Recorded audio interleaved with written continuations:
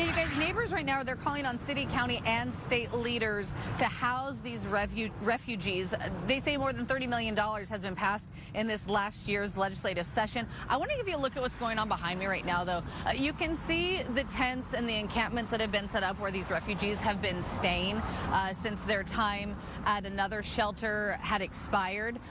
Right now, actually, it does look like there's some city crews pulling up, and there's also a garbage truck right now that is loading a pile of things that have been left behind. Honestly, you know, we've been sitting out here this morning, and my guess at this moment is that most of these asylum seekers and these refugees have actually left this property, but what remains is where they had been sheltering, these tents and these encampments that they have set up.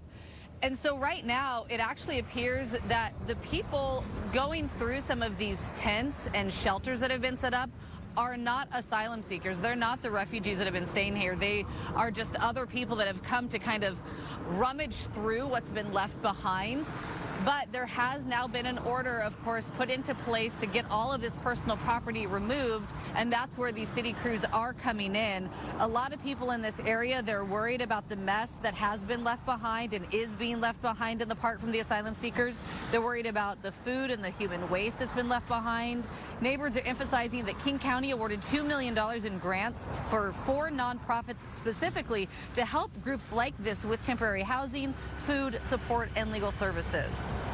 And the dysfunction of our leadership is an embarrassment and disgrace.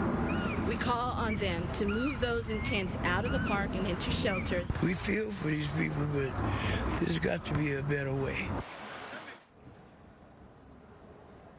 So we did receive a statement from Seattle city officials. It says in part, camping in the park is not appropriate, safe, or a healthy shelter option for anyone, nor are its impacts acceptable for park goers and neighbors. This humanitarian crisis cannot be solved by the city of Seattle alone and requires a statewide systematic response plan to avoid the continued cycling of migrant families and asylum seekers in and out of short-term hotel stays and public spaces. Now, we are told that 40 rooms were secured to accommodate the families that were here with small children, something, of course, families had been hoping for.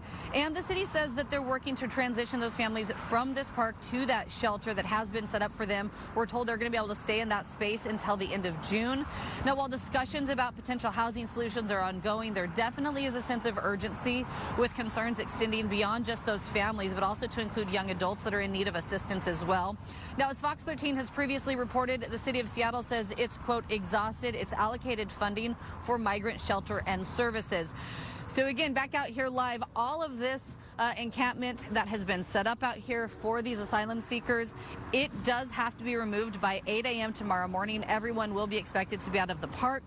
Again, I do believe that most of these refugees and asylum seekers have left this area and have gone to other shelters or places of refuge. And now the people that are coming through are people that are just kind of rummaging through what has been left behind. So the Parks Department says they will perform any maintenance and restoration work that the park needs to see to get back to its original state after everything is cleared up. Reporting live in Seattle, Jade Elliott, Fox 13 News.